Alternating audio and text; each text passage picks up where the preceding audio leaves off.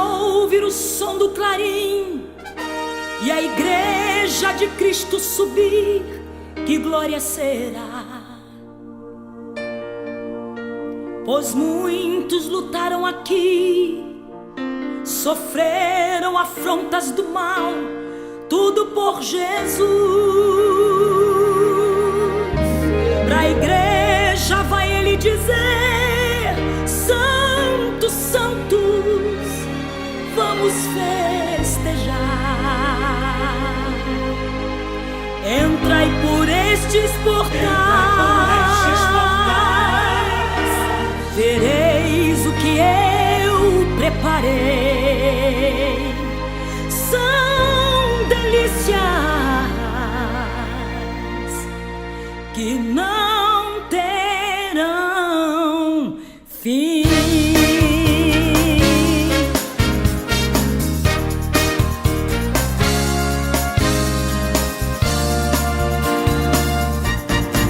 Entrem na cidade que é santa e remida, quem governa ela é o santo Deus Jeová. Tem coro de anjos, milhares de santos louvando ao Senhor. Lá a luz é tão forte, a noite não entra, é Deus quem ilumina com seu grande poder.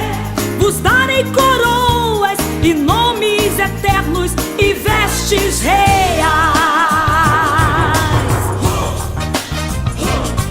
A batalha, irmão, é grande, o pecado está aí, o amor se esfriando, mas nós vamos conseguir. Se estás desanimado, receba renovo de Deus. Resistir ao inimigo, ele não resiste a Deus. O momento está chegando, a trombeta vai tocar. Quem tiver ouvido ungido, o seu som vai escutar.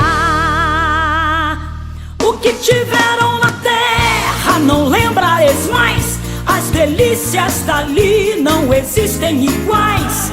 Ali tudo é belo, é lindo, é perfeito, feito com amor. Não tem preconceito, todos são iguais. Não existe o ódio, o amor é sem fim. E na terra santa pra sempre estaremos. Aleluia! Cante comigo! Oh, aleluia! Oh, aleluia! Oh, aleluia! Aleluia! Oh, aleluia! Oh, aleluia! Oh, aleluia! Aleluia! Oh, aleluia!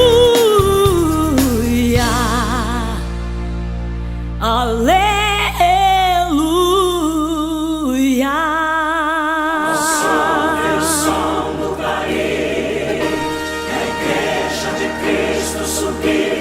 Que glória será! Glória será, Que glória será! glória será, Que glória será!